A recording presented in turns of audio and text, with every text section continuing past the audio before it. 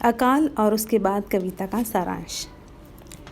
नागार्जुन की प्रस्तुत कविता अकाल और उसके बाद में अकाल का भयंकर चित्र उपस्थित है। इन 8 पंक्तियों में कवि ने गृहस्थ जीवन के संपूर्ण अभाव की कहानी व्यक्त कर दी है। आंगन में उठते हुए धुएं से तात्पर्य है कि खाना पकाया जा रहा है। अकाल पीड़ितों के लिए चूल्हे का जलना एक चमत्कारिक घटना माना जाता है।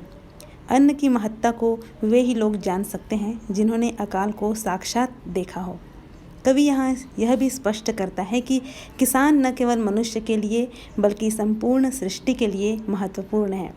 श्रम के अभाव में कुत्ते व चूहे भी अपना पेट नहीं भर सकते हैं। नागार्जुन प्रयोगधर्मी रचनाकार थे। उनके काव्य में शिल्प संबंधी नए प्रयोग दिखाई पड़ते हैं। उन्होंने अपने काव्य में अनेक अद्भुत बिंबों का प्रयोग किया है। अकाल और उसके बाद कविता में अकाल और उसके बाद की स्थिति का बिंब उपस्थित किया गया है। पहली 4 पंक्तियों में अकाल की भयावहता तथा बाद की 4 पंक्तियों में अकाल के बाद की स्थिति का चित्रण किया गया। इस कविता के संदर्भ में डॉक्टर गोविंद प्रसाद कहते हैं, बिंब की दृष्टि से नागार्जुन की अकाल और उसके बाद कविता सघन संवेदना को मूर्त करती हुई बिंबवादियों के लिए एक चुनौती है।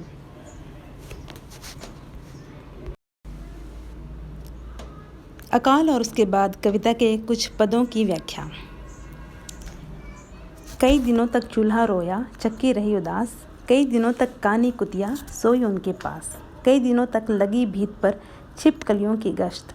कई दिनों तक चूहों की भी हालत रही शिकस्त। दाने आए घर के अंदर कई दिनों के बाद। धुआं उठा आंगन से ऊपर कई दिनों के बाद। चमक उठी घर भर की आँखें कई दिनों के बाद। कौवे ने खुजलाई पाँखें कई दिनों के बाद। इसकी व्याख्या इस प्रकार है। नागार्जुन की कविता अकाल और उसके बाद एक प्रसिद्ध लघु कविता है जिसमें उन्होंने अकाल की मार्मिक स्थिति तथा उसके बाद की खुशी का संश्लिष्ट वर्णन किया है। यहाँ भूख की स्थिति तथा उसके मिटने की भावी खुशी का अद्भुत चित्र प्रस्तुत किया गया है। नागार्जुन जी कहते हैं कि अकाल की स्थिति में बहुत दिनों तक चूल्हा खाली ही पड़ा रहा और तथा अनाज पीसने की चक्की खाली रही, अर्थात चूल्हे पर कई दिनों तक खाना नहीं बना और चक्की में अनाज नहीं पीसा गया तथा बाहर घूमने वाली कानी कुतिया भूख के कारण कई दिनों तक भूख से व्याकुल व्यक्तियों के पास इस आशा में सोई कि शायद उनके पास कुछ खाने को मिल जाए। भूख के कारण छिपकलियां भी दीवार पर गश्त लगाती रहीं और चूहे भी भूखे पेट इधर उधर घूमते रहे।